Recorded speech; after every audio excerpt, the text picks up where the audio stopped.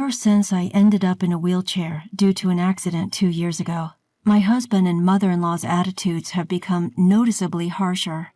Sorry, but could you please leave this house? For a second, I couldn't comprehend the words my husband suddenly uttered one night. What? What do you mean? I mean exactly what I said. My mother and I talked it over and decided. Do you mean you want a divorce?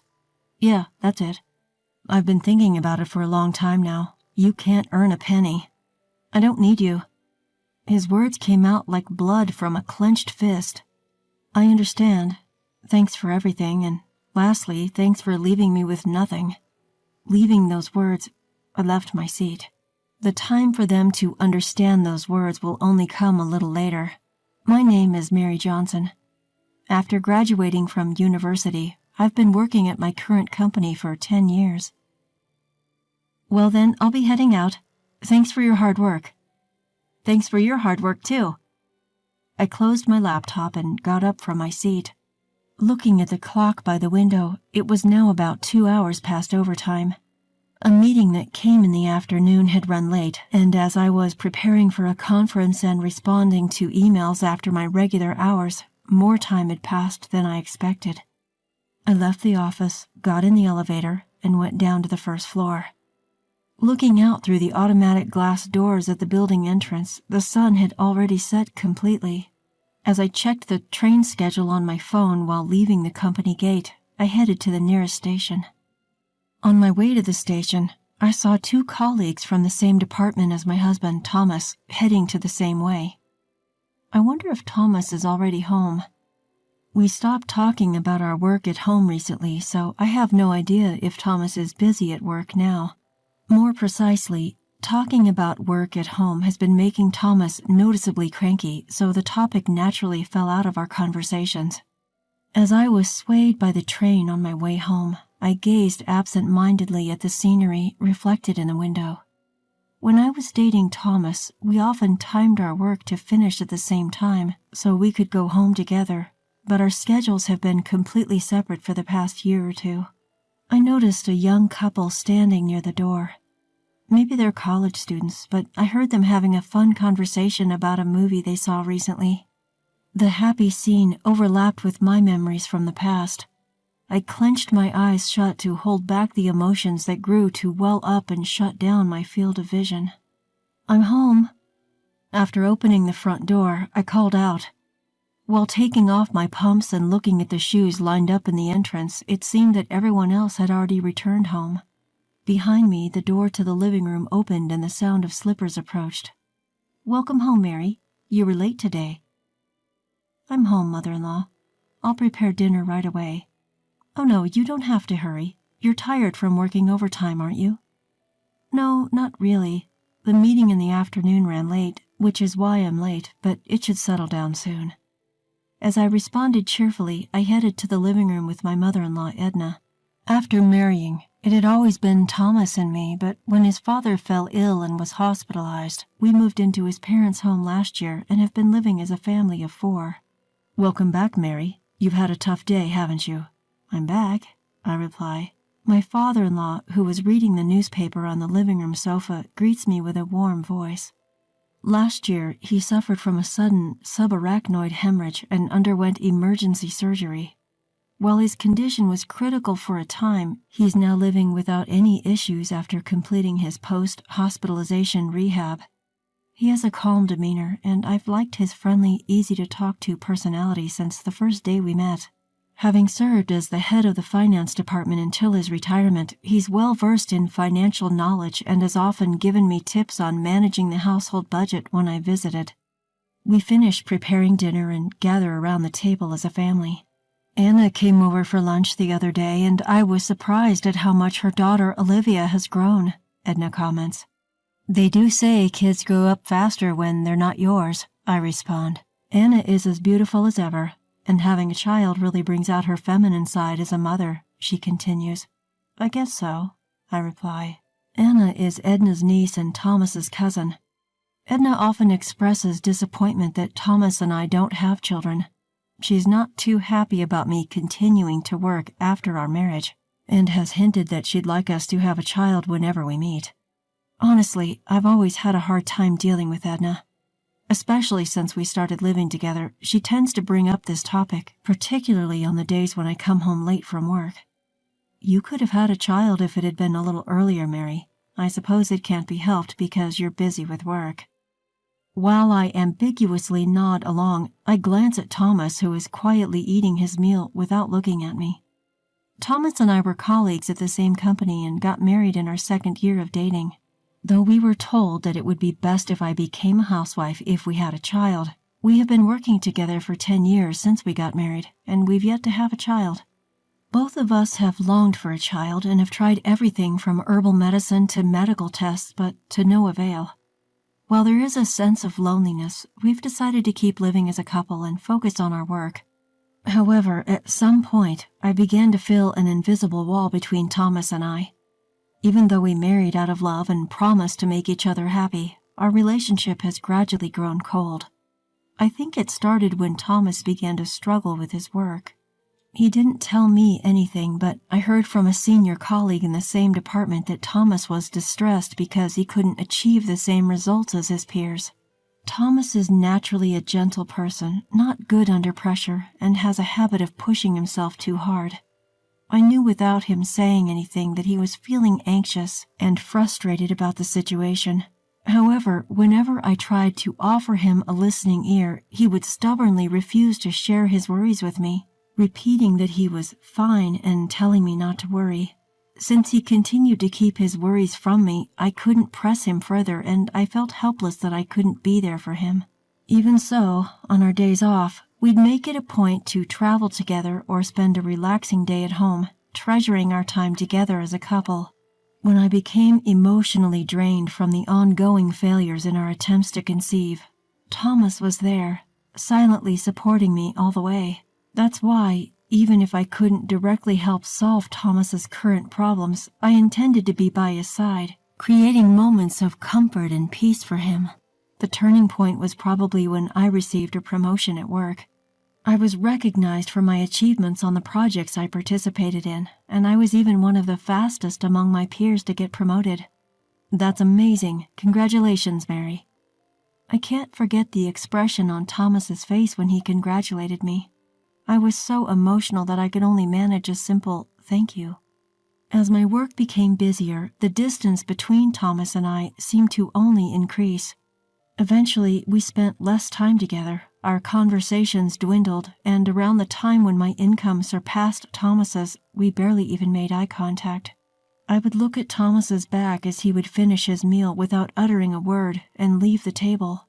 I can't help but wonder, if I hadn't been afraid of rejection back then and had tried harder to support him, could we have built a different relationship than we have now? When I opened my eyes, the first thing I saw was a bright white light of the fluorescent bulb. After blinking a few times, I started looking around. Apparently, I was lying in a hospital bed. When I looked down at my arm, there was an IV connected and both of my legs were wrapped in numerous layers of bandages and cast. The moment I tried to move, a pain like I'd never felt before shot through my body. Ah! Tears welled up in my eyes from the sheer pain. My body felt as heavy as lead, and it seemed impossible to move. What on earth had happened? I tried to trace back my memories up until the moment I woke up. I remembered going to work at the usual time this morning, finishing up a meeting and report, and leaving work on time for the first time in a while. After leaving the office, I was headed toward the station. Then it hit me. On the way to the station, which was busier than usual due to the rush hour, I remembered hearing the screeching sound of sudden brakes from behind. The moment I turned around, I felt a violent shock. I realized I'd been hit by a car, and at that moment, fear rushed in alongside the pain spreading through my body. What condition is my body in now? The sound of footsteps approached, and suddenly the curtain around my bed was opened. "Oh, Mrs. Johnson, you're awake. But you should not get up yet." A young female nurse called out to me in a rushed manner. "I understand you're confused, but your doctor will explain everything to you shortly. Please, stay calm for now." Okay. After saying that, the nurse left in a hurry. A few minutes later, the doctor arrived and told me about the circumstances of the accident and the surgical procedures. Apparently, a truck that was being driven by a drowsy driver had crashed into the sidewalk, and I was unfortunately there and got knocked over from behind. I had been urgently transported to this hospital immediately after the accident, and it had been about half a day since the surgery. Excuse me, but have you contacted my family already? We have contacted your husband and his parents who live with you to inform them about the accident and that the surgery has been completed successfully. However, they seem to be out somewhere and can't come right away. I see, thank you. Thomas is away on a business trip and his parents have been on an overseas vacation since last week. From the doctor's tone, I could somewhat imagine their reaction when they received the news. Even considering they were out, it didn't seem like the response you'd expect when being told a loved one has been in an accident. At least not to the point where someone else would hesitate to relay their reaction. I laughed bitterly, imagining Thomas's reaction when he found out I was in an accident. It just didn't connect to an image of him being worried about me. From the doctor's subsequent explanation, although there were no life-threatening conditions, the damage to both of my legs was particularly severe. They said the prognosis for walking again is not promising. As I received the explanation, it felt surreal, as if it was about someone else, not my own body. Thomas visited the hospital 3 days after the accident. It was surprising to see his pained expression when he saw me, injured all over, lying in the hospital bed. Sorry, I'm late. It's fine, don't worry about it. I'm sorry for interrupting your business trip. It had been a while since we last talked, and the atmosphere was awkward. Our conversation stalled while we both averted our eyes, and Thomas excused himself to talk to the doctor, leaving the room. I was unable to call out to him and could only watch him leave. It's been 2.5 years since the accident. The disabilities from the accident remain in my legs, and I've been forced into a wheelchair-bound life. The accident happened while I was leaving work, so I was able to stay with the company. But it was difficult to work the same as before, and I resigned about 6 months ago. Since resigning, I've been spending my time at home, but recently a few things have been bothering me. One is that Edna's attitude towards me has become noticeably harsher than before. Mary, do you have a moment? Yes, of course. I'm about to head out, but could you fold the laundry for me? It's just folding, so you can do it even if you can't move your legs, right? Yes, please be careful on your way. Well then, please, get it done. Ever since I started spending my days at home, I've been on the receiving end of more and more snide comments. It seems she's unhappy with her daughter-in-law being at home all day and not working. Now every time we meet, her requests come with a side of sarcasm. I sighed while folding the laundry. The other thing that's been on my mind is Thomas's job. According to a former colleague, Thomas seems to be losing his place at work more than ever before. Outperformed by juniors and subordinates who joined after him, he seems to be treated like an annoyance by his surroundings. He used to mostly keep to himself after coming back from work, but recently he's been taking out his frustrations on me more often. Must be nice, Mary. You don't have to worry about workplace relationships anymore, and you can eat without having to work. I heard from Mom you've been lazing around all day doing nothing. I wish I could have that lifestyle just once.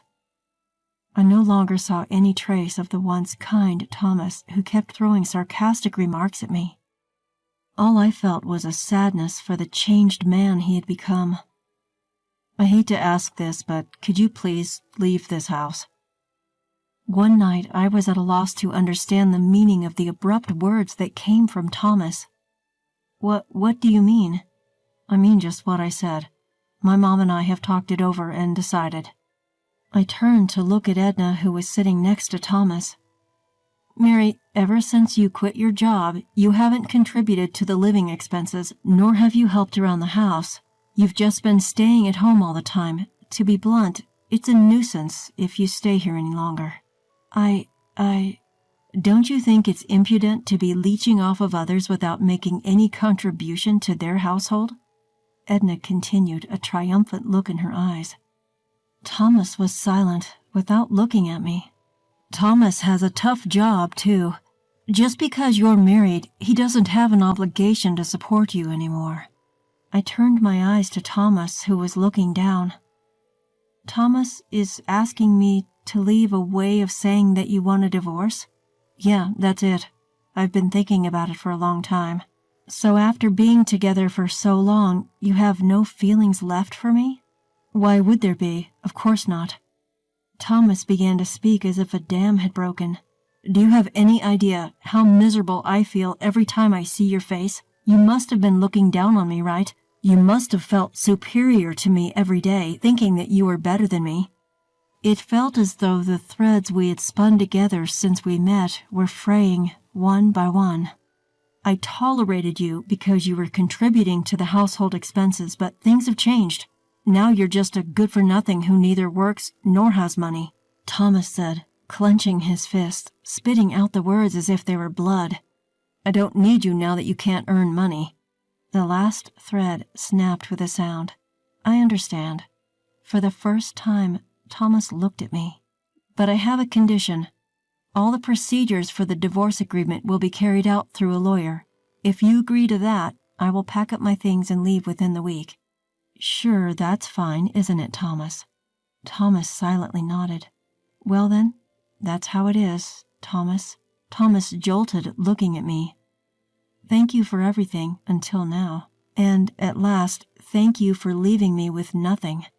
With that, I left. A few days had passed since I left the house. When I checked the incoming call on my phone, it was from Thomas. After staring at the screen for a few seconds, I picked up the phone. Yes? Mary, I'm sorry. Could you please come back? What's this all about, all of the sudden? I heard from my dad. Even after you quit your job, you've been covering our living expenses. You've been investing since you were working, haven't you? And now you're able to cover living expenses with dividend income. Yes, that's right. So what? I left the household budget to you and my dad, so I didn't know anything. I thought we were living off my income, but we were mostly living off your income, weren't we? I really regret saying such terrible things. I'm sorry. After getting married and merging our finances, I started investing using my own income.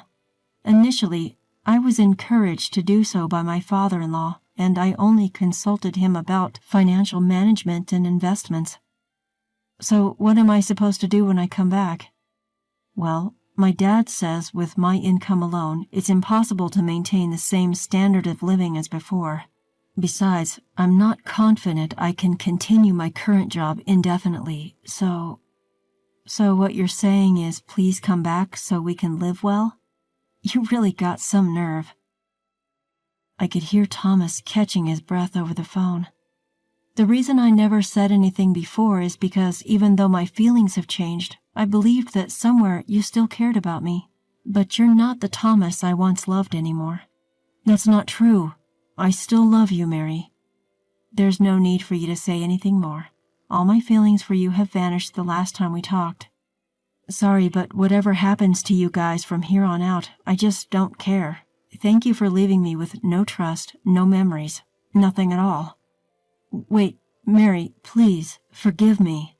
I'll handle all the divorce arrangements and proceedings through my lawyer. Don't ever contact me again.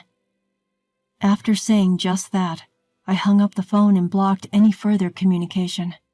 Subsequently, the divorce process proceeded quickly, and I completely severed ties with Thomas. The only person I still communicate with is my father-in-law. So have you had any trouble living alone since you split up with Thomas? No, not particularly so far. That's good. I'm sorry for the trouble we caused you, Mary. When I heard about what happened from Thomas and my wife, I was so furious I couldn't help shouting. What's more, I shouldn't have turned a blind eye to the terrible attitude my wife and son showed you for such a long time. I'm sorry, I couldn't do anything. No, it's okay, sir. Please, don't worry about it. In fact, I'm the one who caused trouble. After I left home, troubles at the house seemed to never end. Even after my income was lost, Thomas and Edna continued to live lavishly without reducing their lifestyle, eventually resorting to pawn their belongings and even accumulating debt. Fed up with their irresponsible behavior, my father-in-law recently divorced his wife. I see this as a good opportunity to reassess my life. I can live just fine with my current lifestyle, and I also want to take on new challenges. With that, I laughed cheerfully.